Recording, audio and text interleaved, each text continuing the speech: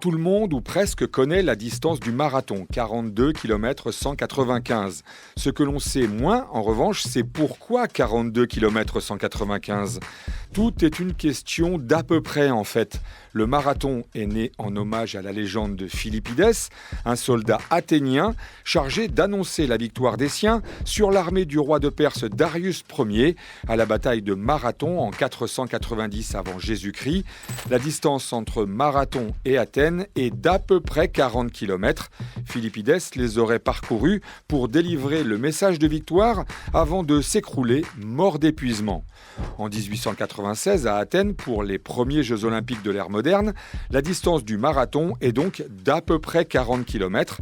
En 1900, à Paris, elle passe à 40 km 260 et à 40 km tout rond en 1904 à Saint-Louis aux États-Unis. Les 42 km 195 apparaissent en fait à Londres en 1908 à cause d'un caprice d'Édouard VII, le roi d'Angleterre. La distance avait été fixée à 26 000 terrestres, mais puisqu'Édouard VII voulait que l'arrivée soit définie devant sa loge du White City Stadium, la distance est passée à 26 385 yards, soit 42 km 195. Depuis les Jeux de Paris en 1924, tous les marathons se disputent sur cette distance. Cet été à Paris, on va donc célébrer les 100 ans du marathon classique. Spyridon Louis, un berger grec de 24 ans, aura été le premier vainqueur du marathon olympique à Athènes. Le 10 avril 1896, il avale les 38 km du parcours en 2 heures 58 minutes et 50 secondes et devient un héros national. Une expression grecque est même née en son honneur, courir comme un Louis. 3 athlètes seulement ont réussi le doublé sur le marathon olympique depuis sa création. L'Est-allemand Waldemar Sierpinski en 1976 et en 1980, le Kenyan Eliud Kipchoge en 2016 et en 2020 et l'Éthiopien Abebe Bikila, un soldat de la garde impériale du Négus, Haïlé Sélassié, qui remporte le marathon de Rome en 1960 en courant pieds nus. Abebe Bikila, premier athlète africain noir, a remporté une médaille d'or aux Jeux. Il récidivera 4 ans plus tard à Tokyo, mais avec des chaussures cette fois.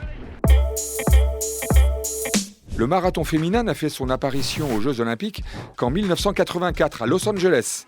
Au milieu des années 60, quand les femmes ont fortement commencé à s'intéresser à cette distance mythique, la plupart des marathons étaient réservés aux hommes.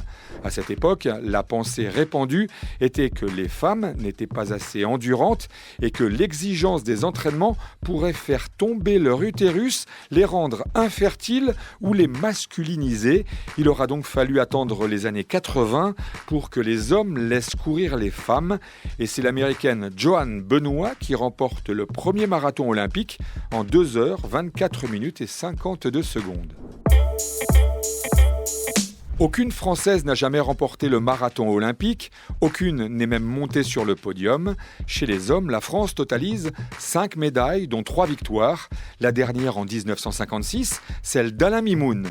Le 1er décembre 1956, avec son numéro 13, Mimoun s'impose à Melbourne, en Australie. Un miracle, quand on sait qu'en janvier 1944, le caporal-chef Mimoun avait été gravement blessé à la bataille de Monte Cassino et qu'il avait failli être amputé du pied gauche.